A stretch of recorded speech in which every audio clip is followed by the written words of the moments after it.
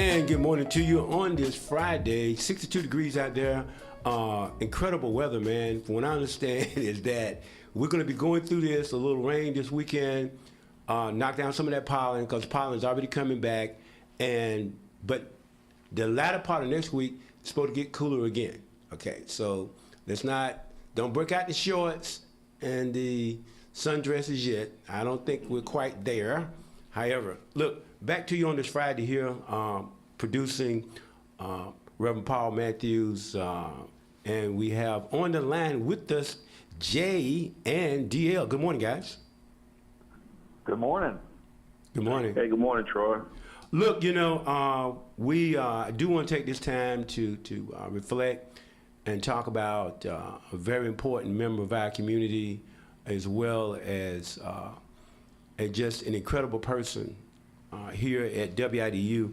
I've known her for, I guess we met around 1987, something like that. But we're talking about station owner, co-owner of the station, and wife of Wes Cookman, Sandra Cookman. Just an incredible person, man. Jay, DL. You probably wasn't around her the way Jay and I were, but she was something else, man. I tell you, boy, we loved her to the hilt. Absolutely. I will tell you that Sandy and Wes gave me an opportunity to do some work at the station, and I got to know Sandy very well, and just a warm, loving, positive, genuine individual. I really feel a void, honestly. Got very close to her over the last few years, and just was such a kind person. And I got to tell you,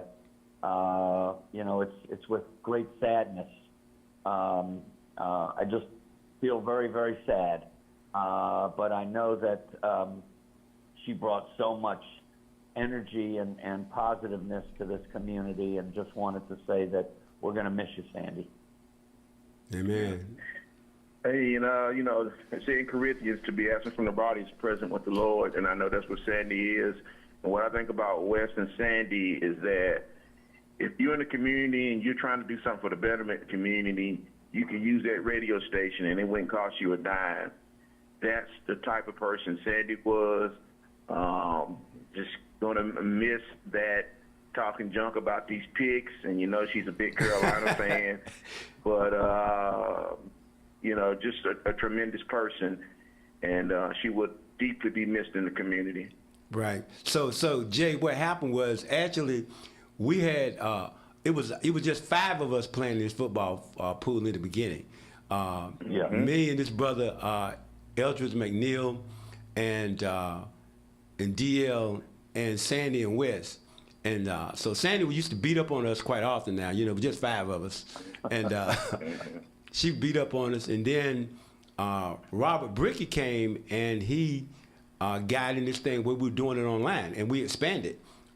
This year we were up to about 30 different people. Wow. But look, Sandy still's beating up on us. She won 4 times, man. I was like, what in the world? And she was, for a longer time, she was the only female involved. And then some other women were involved too then eventually. But I don't think any of them were winning the way nobody won the way she did. I mean, this time she won 4 times, 4 weeks out of that, 18-week season. She beat us, man. And Reverend Paul, he stayed here. Pick? I don't think he never got a win there. Did you win ever a week? No, I never won. I didn't even look. I ain't picking on you. I never did either. I came in second a time or two, I think. I was normally around third, but man, I mean, so she was one of the guys. I mean, that was one of that. I mean, she could definitely be one of the guys. I give her credit for that. Sounds like I was going to join, but I just never got involved in that. But I was looking at the scores, and I was always, it seemed like a lot of fun. It was. Yeah. I'm glad she was very much into that whole thing, and she's really going to be missed. She was just such a big part of the station and community. So sad, Yeah. very sad. It still doesn't seem real to me. It really doesn't seem real to me, honestly. Right. It was very difficult for me to talk about this on yesterday. Extremely difficult without coming to tears. But man, and she wanted to be my big sister, and I know no doubt about that. Now we were the same age year-wise. Her birthday in February and my birthday in August, but she always wanted me to know she was older. So that's what big sisters do. Then I'm older than you, and then the next thing, I know more than you about everything, politics and everything. That's the big sister thing.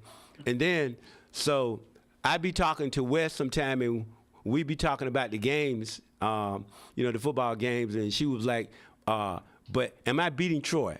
It's not. I don't care. I may not win, but as long as I'm beating Troy, I'm good. Yeah, that's funny. One thing we had in common, we both loved Judge Judy. Okay. I did not know that about her. I was always a Judge Judy fan. I mean, I don't know why. I would watch that show. There was a lot of yelling. I actually learned a few things on the show. But we talked one day, and that was her favorite show. So we had that in common, Judge Judy. Yeah. But again, though, like DL said, just committed to this community, WIDU, just fantastic, beyond fantastic. Their commitment, and that's how I met them. So now, when I met them, they were doing shows in the E.E. Smith Auditorium. That's how far we go back. No way. Yep. Really? Wow. And then they moved to Fayetteville State Seabrook. Got it. And So then that's they where moved. they were doing their primary broadcasting from? No. What I mean is that they were doing shows like, we do concerts. Okay. Got it. Right. Okay. So, and then after moving from Seabrook, there wasn't a Crown then, but it was an arena. And then we moved to the arena. First the arena theater, then the arena itself, which I think the capacity, was about 6,000 or something like that. Filled that up, and then went on and knocked out that 10,000 man over there in the Crown Arena after that was built. Wow. So That's pretty good. Did not know that's history. yeah, I had a chance to watch that and was a part of that growth. That was just an incredible journey. Really, I think it deserves a book. I don't think anybody on the East Coast was putting together those kind of gospel shows. Now, if you're out there doing a Beyonce thing or something like that, you can bring them people in, but building a show like that up and down the entire East Coast, you got people coming all the way from Florida, from Virginia. That was huge, man. I'm telling you, that was huge. I went to one of them, and I thoroughly enjoyed it. Yeah, I loved it. I had such a good time. But central to that was Sandy. Of course, her partner Wes, he was involved, but Sandy was the big salesperson, man. I mean, she get those big sponsors, car sponsors, and everybody else, and she knew what to do, and she was just an incredible salesperson. And none of that would have happened without that. You had to have that because they wanted the sponsors in order to keep the ticket prices down where people could, come and stuff like that because, matter of fact, they had ticket prices, 10, 15, 20 bucks. There are people selling tickets for those kind of prices to come in their church to hear somebody sing. I mean, that's quite phenomenal, really incredible. As you stated, will be greatly missed. And, those of us around here know that this journey started last year with her health situation started April of last year. And so I was so hopeful. I just thought that, she was going to get through, and that was I kept praying and just the hope that things were going to work out, and just very, very sad for me. It's hard for me to talk about it. I just, just such a good person, Me too, man. It was incredibly hard.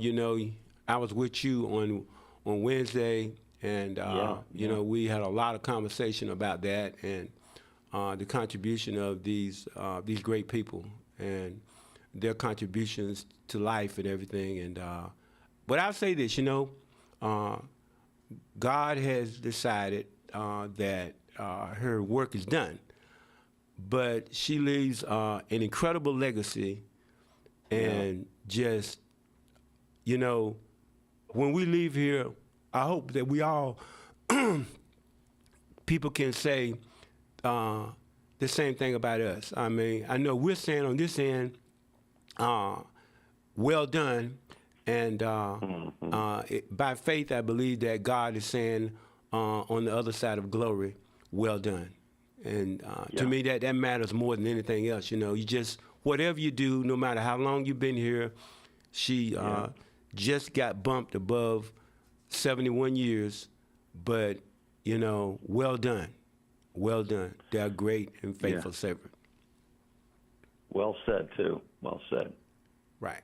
Well, look, we got a lot of things going on here. I know some things that DL wanted to bring up, and I'll let him lead off this morning, sir. Okay, DL. Go for it, Bubba. Hey, well, good morning. Well, you know, the primary came and gone, and when I look county and statewide, still a low turnout, which was surprising to me in North Carolina. And one of the biggest races, you got the one up in Rockingham County where the Senate Pro Tem has the race is still undecided. Sam Page is beaten. Troy, help me out. By 2 votes. Yeah. Berger. The name, by though. 2 votes. Yeah, Phil Berger. Yeah, Phil Berger. And Phil Berger and whatnot. And in Cumberland County, Troy McDuffie, you know, he was successful in defeating Morgan. He trounced him. By a large margin. Yeah, that I'll never get over that race because that was Morgan's to win until, you know, something happened between the former sheriff, him and Enos Wright, and you know, that's what happens. So and Enos, I think the way it worked was Enos appointed him or what's the word? Supported him. He gets in office, and then Enos ends up endorsing McDuffie, and that sort of changed things. Correct? Yeah. Well, what happened? correct. When Ennis decided to that. retire, he supported Morgan, and it's my understanding from county commissioners, and I didn't talk to all of them, but from Ennis, I talked to him. I talked to Ennis personally. He said that he called every county commissioner, all 7 of them, and asked them to vote for Morgan to be his replacement. So that was the initial play. I'm not going to get deep into what caused them to have a divide, but later on they did have a divide, and as a result of that divide, what happened next was he no longer supported him. And again, I'm talking about what Sheriff Ennis told me, Sheriff Wright told me. He actively went out and recruited Troy McDuffie. Troy McDuffie, when I interviewed him, he said that, initially he didn't say yes, thought about it for a week or so, talked to his wife, and then he said yes, and the rest is history. You know, once he supported him, obviously he pulled a lot of people away from the incumbent Morgan. appointed sheriff, Yeah. and the result is what it is. But, I saw you, Jay, because you and I were at the hospital, with Sandy on Sunday, and so at that time, some other people's up there too, and we were looking at some numbers while we were just waiting in the waiting room. When I saw the number, just how the numbers were falling, you had 70% African American Democrats had voted in the primary. 47% of them were women. I thought then, I said, I don't see Morgan nor Marshall Fairclough, who was a candidate. Right. He's an incumbent candidate for the Board of Commissioners at large. I just didn't think that that was going to be a favorable outcome for them. And you were correct, Troy. Yeah. You were correct. And Faircloth was very low percentage. I don't think he got more than 10% or 5%. I'm serious. So, I'm serious. yeah, very, very low. That was sort of a surprise. I didn't think I agreed with you, but he really fell close to the bottom of the vote getting. So, interesting race. I just have to say we have a newcomer too, Sheila Cuffey. Yep. And that was quite nice. It's always nice to see some new blood, folks that have not run before and that are successful. So she did a good job. And what else happened? What were some of the highlights? So, well, another highlight is in district. Well, first of all, we didn't understand how the 30% rule worked. Oh, yes, correct. And that night, an employee of the Board of Elections not name. calls in, and she didn't explain it well to us because she didn't know. So I went to bed thinking there'd be at least one runoff, and turns out that they have a formula that they apply to the participants or the candidates, and what we're looking at, they may not have 30%, but they could have 19% and still be 30% qualified. Right. And the great Linda DeVore explained that to us. Right. But I still don't understand it. But I would say, Hey, Troy and Jay. Carla Cunningham, she's a district out of Mecklenburg County, and some other ones that supported, helped overturn Josh Stein's veto with Republicans. They got sent home, and it was rather bad. They did. So I don't know if that's going to happen anytime soon. But if you're going to do that, I believe if you're helping out your constituents, go for it. And, I still don't like it because the bill dealing with ICE, listen, ICE needs to be overhauled. They need better leadership, and it looks like that's going to happen. Absolutely. And I believe every sheriff, you shouldn't even have to be a law. If an illegal immigrant is arrested, you detain him. You give the Justice Department anywhere from 48 to 72 hours to come pick him up because you need that bed. But it cost her, and along with some other Democrats, their seats. There was three. There were three of them that lost handily. right. Well, like I was saying, but on the other side, outside of North Carolina, you can't help but pay attention to what happened in Texas. Yeah. Because now these are inside of minority-drawn districts. It's not, in other words, these are black folk voting in this. Al Green, hey, he didn't do well. He didn't do well. He had the sign up at Trump's State of the Union. Right. And like he did last time, he walked out. I'm not sure that's the best way to handle things during the State of the Union. I do want to say something about the Tallarico-Crockett race. That was very interesting, I read. Tallarico won by about 8%, which was a pretty good margin. She conceded. But one of the things that's very interesting is black women, and in this case, we'll talk about Jasmine Crockett.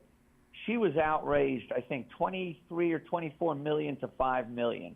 Money matters, and it sends a message where money is going to win a race, and unfortunately, black women have not been raising as much as white males, and this is a perfect example. Jasmine Crockett, I thought, did dynamite stuff. I got to interview her a couple times. I like Jasmine Crockett, but unfortunately, he got the momentum. But that money, 23 or 25 million to 5 million, it matters, and he ends up, taking that seat, or at least getting into the primary. So, just thought that was important. Money is a big part of elections, as we know. Sure, I agree. I mean, I'm going to take a peek at when they fill out. I mean, when that filing period moves forward, at some campaign finance reports locally here. I believe that affected the Board of Commissioners races in District 1 and at large, who had money. Yeah. It's really unfortunate how much money. I mean, I get it, but I think it's unfortunate how great candidates don't move forward because they don't have the financial backing to move them forward. And, you know, when you can't pay for TV, we were talking about that. It's TV, it's radio, it's mailers and everything. When you can't afford that and your opponent can, it does make a difference. Sure. Well, look, guys, we need to go to a break. Come right back. We got another half hour here to chat, sort this all out. You're listening to The Morning Show on this Friday morning. We have DL and Jay with us telephonically. We'll be back for more following this.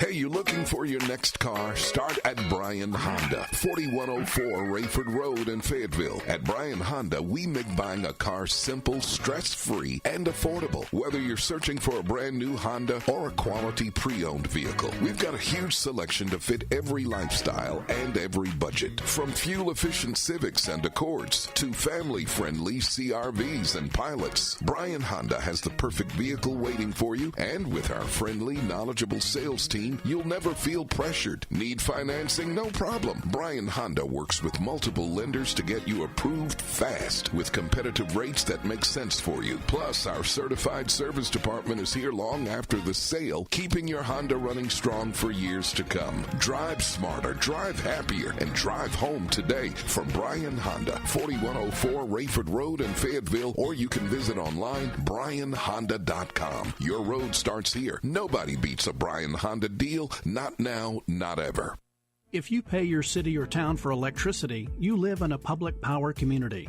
Public power communities provide electricity to families and businesses from a locally owned and operated system. Public power systems are not-for-profit and provide electricity at affordable rates with unbeaten reliability. Your local public power provider invests in your community, providing local jobs and supporting your local economy. Electricities of North Carolina is the energy behind public power. Learn more at electricities.com. Hello, everybody. My name is Elder Betty Anthony. I attend Kingdom Impact Global Ministries, where our apostle is William T. Ford. I am here to introduce our powerful Easter production called The Crucifixion of Jesus Christ. Come and witness the story that changed everything. The date is April 5th, 2026. Our doors will open at 6 o'clock, and the program will start at 7. Here, we have Pontius Pilate, played by Pastor Travis Stroud. Hello, everyone. A man was brought before me, in whom I found no fault. But pressure was on me from the Jewish leaders, and I washed my hands from the blood of this innocent man. You all come out and see the rest of the show. Again, come out on April the 5th. Doors open at 6, and the production start at 7 o'clock. Come and witness the story that changed everything. You don't want to miss it. Now, all across North Carolina, it's Carolina Newsmakers. Each week, leaders from politics, education, business, and the arts join Don Curtis to share insights and ideas shaping our state. Hear interviews that go beyond the headlines with guests who know North Carolina best. Listen on the radio stations throughout North Carolina and on demand at carolinanewsmakers.com. Military strikes from the United States and Israel continue on Iran. Meanwhile, on sending state troops to the conflict, North Carolina U.S. Senator Ted Budd says North Carolina has the best, and they will probably be sent to Iran. Americans are slowly returning from the Middle East. Evan Rod is among the passengers who safely returned to JFK International Airport in New York City from Dubai in the United Arab Emirates. Lawmakers are weighing in fast and furious after President Trump fired Homeland Security Secretary Kristi Noem on Thursday. Bob Russo, a Republican member of the State Board of Elections, is stepping down from his role in part over recent contributions made to two sheriff candidates who are running for re-election this year. Mike Rayleigh, NCN News. I'm Peter Killeen, WIDU Radio News. A Hope Mills woman is facing multiple child abuse charges after investigators say she deprived a child of food, hit her, and tied her to a bed. 66-year-old Sandal Lurch, arrested late last month by the Hope Mills Police Department on account of assault on a child under 12 and 2 counts each of intentional child abuse inflicting serious physical injury and contributing to the delinquency of a juvenile. A man stationed at Fort Bragg is facing a second-degree murder count stemming from a deadly shooting in Roane County, Tennessee. 24-year-old Jacob Stinnett charged in the shooting of his uncle Tommy Cooper on Christmas Eve, according to District Attorney General Russell Johnson. Stinnet's listed in the Cumberland County, North Carolina Sheriff's Office inmate list. Fayetteville Public Works Commission kicking off its yearly water treatment switch recently. For a month, the utility using free chlorine instead of chloramine to clean drinking water. From WIDU Radio, I'm Peter Killeen. Spring-like weather in the forecast for the next several days, above normal temperatures. It stays dry through Saturday. Our next chance for rain arrives Sunday. Tonight, it's partly cloudy and mild. Our temperatures stay in the upper 50s to near 60 overnight tonight. A mix of sun and clouds ahead on Friday and perhaps record highs. Highs climb into the low 80s. We'll have partly cloudy skies Saturday with high temperatures back in the low 80s. I'm meteorologist Amy Wilmoth in the NCN Weather Center.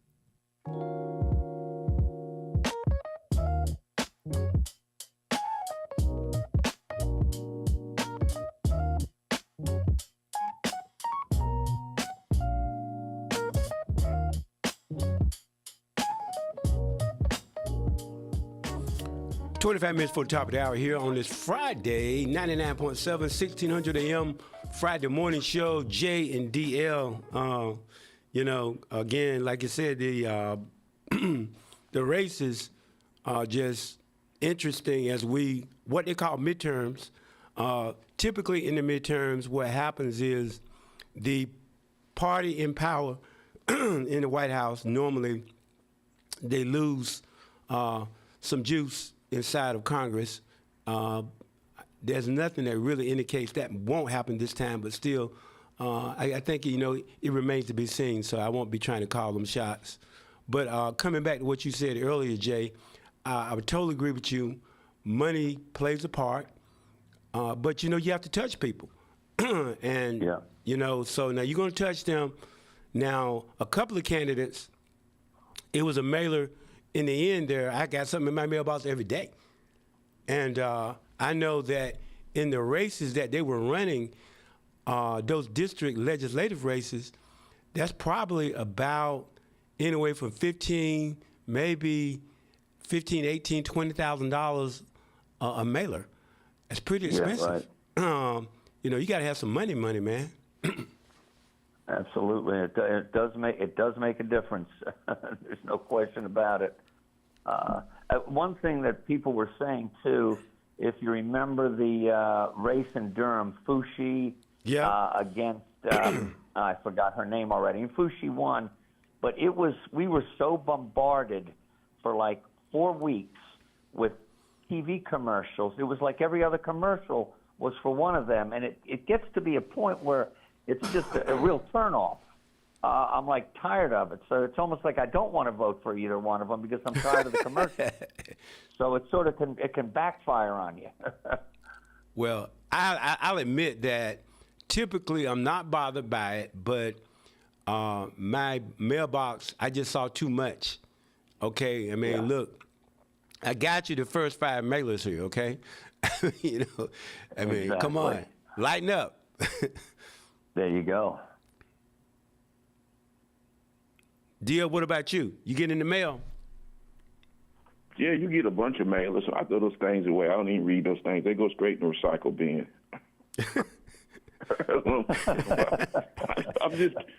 I've already got my mind made up. It's like when you go to vote, I'm nice to the folks. I don't, I take the mailers.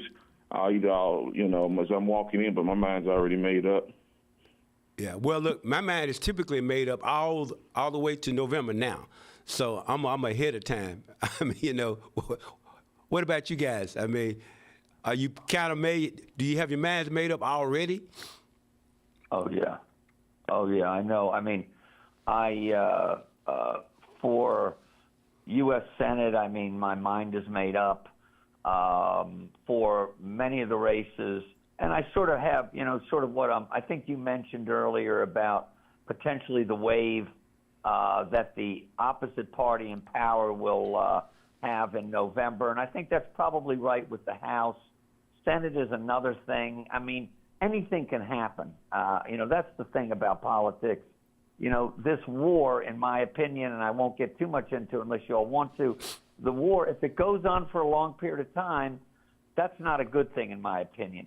If it can come to an end in a reasonable period of time, that could help one of the parties. You just don't know.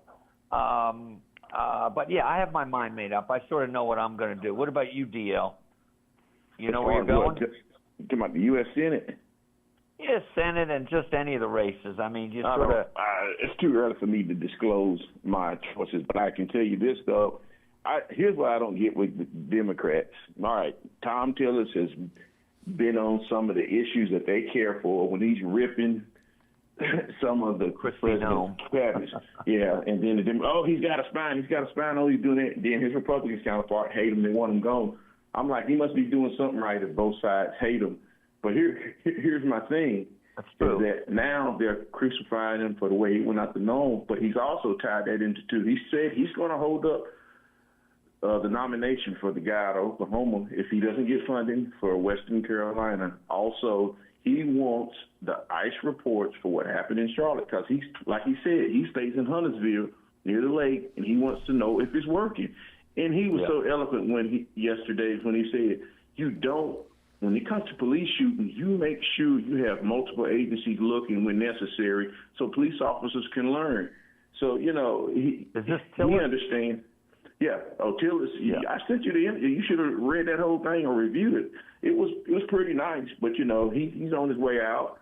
But he's trying to stand for North Carolina. But he's right. Nome should have been gone, and the president realized it. And It was the thing. Oh, the thing that you sent. The big issue though, DL and Troy, is I think what broke the straw that broke the camel's back with Trump is when she talked about the $200 million, and that $170 million of that contract was a no-bid contract, and the company that it went to just was stood up 7 or 8 days afterwards. That's not a good look. And he was like, wait a second here. That's not what I expected or knew about. He was furious about that, and that was pretty much it. There will be accountability on that Nome thing sometime, because there was a lot of funny stuff going on, because her and Corey Lewandowski, her assistant, who was an unpaid advisor, apparently, and I was watching, rumors about an affair. They have a plane they built, this very, very expensive plane with a bedroom in it. I mean, it's just like, come on, folks. Yeah, but DL, I'll be honest with you. This is what, I don't know how you guys feel, but think about it for a moment now. So these people, I'm not saying they shouldn't be concerned, but they have all this concern for these illegal immigrants being shot. When police shoot down black men in America every day, and some of these people have said nothing about that, to include Tom Tillis. I'm just saying is that make it make sense here now. I mean, if it's really about, so you more worried about ICE than you were worried about what the regular police do to people, and you have a chance to. They had a chance to do something about that, and they still haven't done anything about it, which is amazing to me. They play this bait and switch. They even got black people talking about illegal immigrants being shot, and they haven't fixed cops shooting down unarmed black men in America yet. Make it make sense. Hold on, Tractor Troy. Tom Tillis was talking about the Americans being shot when it pertains to ICE. He was concerned about those, and he's concerned about folks being pulled out of cars. Now, when you talk about, if you're talking about something, does what? Okay. Who does ICE take? Hold it. Who does ICE target? I'm talking about regular police. We know who they target, but ICE Do they target? Okay, what did you want Tom regular Tillis to people? do? Tell me this on a national level. What should Tom Tillis have done in the past? Well, first of all, he should have said it was wrong. What they were doing was wrong. You're talking Well, I don't about know with if the officers shooting black men like George Floyd. Yeah, and I'm that saying, wasn't a right. shooting, but he supported, the conviction of whatever the guy was that killed Floyd, murdered Floyd. I mean, I think there is some of that, but you're right. It's not. It's not done. You don't hear it as much when black men are shot as I think you did with ICE. That's my point. I mean, that wasn't the gist of his complaint against Christy Norman. It was just part of it. They're running them up now. When in North Carolina, when there are shootings, they do an investigation. We don't know what they're doing with ICE. To me, it's totally different. They both wrong. Look, bro, we ain't even got a semblance of an investigation. When this man he made a request for arrest reports, public information. He's not even getting it. He's the U.S. Senator, and he can't even get information from ICE on the effectiveness of their arrest. So at this level, you might not like the George Floyd shooting and other black shootings, but they do get investigated, and most of the time they're not prosecuted. I don't, states have rights. Okay, states have rights now, but I'm saying is that the reason I'm bringing up Tillis, and I've met the man. I don't have anything personal against him. I'm just saying is that he was Speaker of the House of North Carolina before he was a U.S. Senator.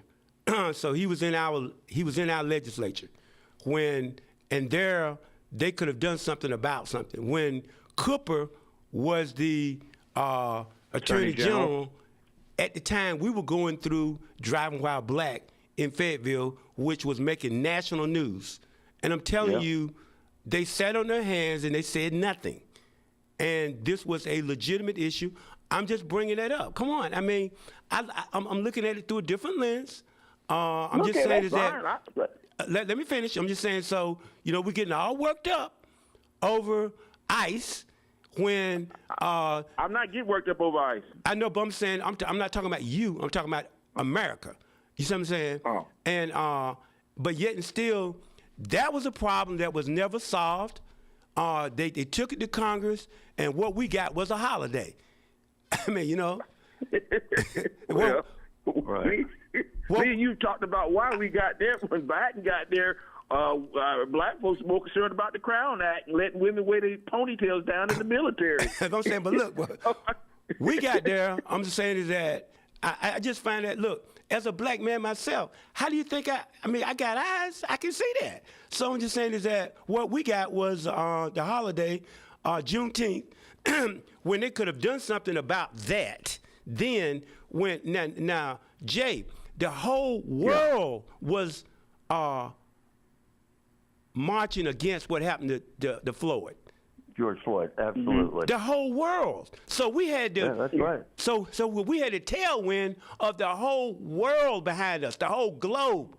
And what did we settle for? Juneteenth. That's the truth. You might not like it, but I'm telling you, that's what we settled for. Nothing changed with regard to policing and holding cops accountable for shooting unarmed people who were typically African-American males. That's the truth. Yeah. Well, I stand by that. Can I take it one step further? Oh, go on, DL. Jay, go ahead. Go ahead, No, Jay. I was just going to say something. And then you see what happens to 20 children getting killed at Uvalde and the kids that were killed earlier in Connecticut and all of these school shootings. What does Congress do? They do nothing about gun laws, a zippo. So, we have shootings of all kinds. Nothing happens. So I just have to say that. I mean, black men have been killed indiscriminately by police. It's a terrible thing. But gun violence in general is terrible, and the legislature does nothing. So I don't know. I don't even know what to think. But it's extremely frustrating when innocent people are dying and we do nothing. Well, you see, they talk about the people that were killed in Minnesota by ICE, but there was an African-American male who had a concealed carry permit in the same state, Minnesota. Cop stops him, and he tells the cop, I have a gun, and I have my permit. And the cop says, well, show me your permit. When he reaches for his permit, he kills him. That happened. I didn't know that. That's terrible. Yeah, but Troy, when it comes back to police shootings, and you're never going to get the federal government to let them run this thing. So what I was saying, folks should have done. You can go to every state, and I'm pretty sure that why would a state legislature say, hey, we will not get rid of bad cops if they're involved in bad shootings, because it protects the good cops. So what should have happened, what I'd love to see, is you go to each state and say, hey, we don't want to just make knee-jerk reactions when cops are also involved shootings on civilians. What we want to do is to get a panel of subject matter experts, such as retired law enforcement, attorneys, subject matter experts, and say, hey, we might not charge him with this shooting, but he doesn't need to be an officer and take away his certification. That I would have ran that campaign to all states and see if they would have bid, because they do it for attorneys. If I have a complaint against an attorney in North Carolina, I write the bar, and then their peers determine was this egregious enough to fine him or suspend their license. That should have, after George Floyd, that should have been in the playbook, because good officers will tell you, I don't want bad officers around me because it makes us look bad. It makes my job harder. But that didn't happen. Can I ask you both a question, both being former law enforcement? Is part of the problem in this country with bad cops, unions, how unions protect bad cops? Is that just a fallacy, or is there a lot of truth to that? Yes. Look, I was on Capitol Hill. But listen, though. But see, hold on a second, Troy. Troy, hold on a second, Troy, real quickly, though. Yeah, we got the unions, but here's the thing about it, though. You can work for a city, say the city of Raleigh. All right, you don't want, the city of Raleigh say, we're going to keep him. We think he was a good shoot. You still have the certification division, and who shouldn't be compromised can say, hey, he can still work for the city, but guess what he won't be doing? He won't be certified. So that's the only way. Now, somebody more smarter than me is going to have to educate me how the union can manipulate somebody on a board. But, that's me. Well, my thinking. Right. Back into 2012, a group out of Washington, D.C. asked me to come with other people across the country to lobby Congress concerning these matters, okay? There were congressional hearings that I didn't testify before Congress. However, we went to congressmen's offices. And I'm telling you, you asked a key question. It's the unions. Chuck Schumer. It is the unions. All of those, they're scared of them, man, because they have this money and they have this power, and these legislators are afraid of these unions. And that's why they're not going against these cops. I mean, because you brought up the key thing. Anybody can research that. It's these unions. It's the unions. You hear about these cops. Even the guy that murdered George Floyd, he had like 2 or 3 serious infractions, and the union protects him. And then you have these bad cops, and I'm sure it could be like this in many different professions. But with police, I always hear about unions protecting the bad guys. They do it with teachers, too, like in New York City. True. There's an issue with teachers. You have this a lot of teachers who are terrible teachers stay on the payroll. They don't teach, but they are protected by the union. That's a problem. I mean, I'm just saying I would say that's what happens. But again, though, look, I understand the dynamics of a lot of different things that are going on now. I just find it interesting how, we can be distracted with supposed new problems and we never solve the old problems. Can I be fair in saying that? I mean, is it okay to bring that up? That you have historic problems that have been here for a century that you not tried to solve, and now you you're putting something else in front of me and telling me that this ought to be the number one priority. I have a problem with that, Jay. DL, I do. No, I totally agree with that. Thoughts on that, DL? I totally agree with that. Yeah, I understand where you're coming from. Yeah. Anyway, we got about 5 minutes left here. So, guys, what are we doing? Look, let's just talk a little bit of basketball here because Sunday evening we should have the 68 teams. And they're talking about expanding that. I agree with Coach K. Don't mess with that. Leave it alone. So Duke or Carolina on Saturday. 2 questions: Duke or Carolina, and then Rookie of the Year.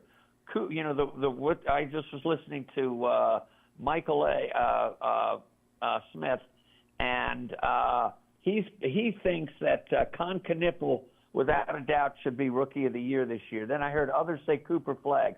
What are your thoughts on Duke and on Rookie of the Year, if you have any thoughts at all? Well, I think Knippel's going to get it. He's on the better team, and Charlotte's on the uptick. As far as Carolina and Duke this weekend, Duke's going to be up for that game. I don't think Carolina should play Caleb because it's the big picture, it's the tournament. Yeah. And so I'm looking forward to watching that. But Florida. We agree on something, DL. I totally agree with both of your picks there. I'm getting ready to tell you, Florida Gators men basketball, defending champions, they're ascending in the right direction. I foresee either Florida or Duke winning the NCAA. Well, I believe this. I mean, for all the people that don't like Hubert Davis, Hubert Davis loses his star, and he goes 5-1. They were obviously trending in the wrong direction, but he finds a way to turn that around. Whatever was wrong, they fixed it, and now they're headed into the ACC tournament, riding high off of their previous wins. I believe that the game with Duke will probably be a close game. If they play Caleb Wilson, I'm going to believe that they know more about it than I do, and that if they choose to play him, I'm okay with that. I say don't play him. Protect his career. You have another serious injury off of that wrist or arm. That could be a serious thing. Protect him. Personally, if I were Caleb, I wouldn't even play the rest of the season. But again, they're going to probably put him in the NCAA. No, I think this guy is a generational player. This guy is amazing. I protect him, and he could that's get my hurt thought. in the I'd love to NBA. see him play. Couldn't he get hurt in the NBA too? Well, he could, but you don't want him to be seriously injured before the draft. Get injured once you're in the NBA. You get the money first. I just think he's supposed to be a great kid. I would protect him, but listen, I'd love to see him play. The guy's great to watch. Well, yeah, but I'm disappointed that if Carolina doesn't get the double bye, if they get the double bye, it gives them time to rest. To me, I know what you said about Hubert, Troy, but at the end of the day, with his starting lineup and Caleb Wilson, what hurts Carolina is the back-to-back losses on the West Coast to Stanford and Cal. And that puts them down to number 5. I don't know how it's going to turn out because, they'll just have to go in and play an extra game. But how do you get the double bye? I don't know how that all works. You got to be top 4 teams. Duke is number 1, Virginia's number 2, and Miami's number 3, and Clemson and Carolina. See, I thought no, it's not Clemson and Carolina. No, now it's Carolina because of the last game that Miami won. From what I'm reading, that pushed them to the double bye. Okay, so if Carolina was to lose and Clemson beats Georgia Tech, which they should, how does that work out then? From what I read, it looks like they're solid double bye. Okay, well, I hope so. But yeah, that'll be good. I don't know. Go Heels. Go Heels. Well, guys, I'm gonna have to chime off a little bit early. I'm gonna leave the last couple of minutes to y'all. It's a warm day out here today, and I'm glad, Troy. I loved everything that you said about Sandy. And guys, I'll talk with you next week. Okay, appreciate you. Yeah, I don't All see right, Paul take it easy. here. He's my sports expert. He's not commenting. Now, we don't have Bricky, so I guess we'll know Monday. We'll talk about it on Monday. But look, I had the chance to meet Sandy's dog, Nova, and we made instant friends. So I just want you to know she's a what they call a teacup. What's the little tiny dog? Yorkie, right? Teacup poodle? No, Yorkie. Poodle or It's a teacup teacup. Yorkie. And teacup Yorkie? Very yeah. little. That's an incredible little dog, man. I mean, Kim had the dog outside, and the little dog was running back and forth across the yard, man. I mean, I just saw passing the door. It was like a little bullet. Shoom, zoom, zoom, zoom.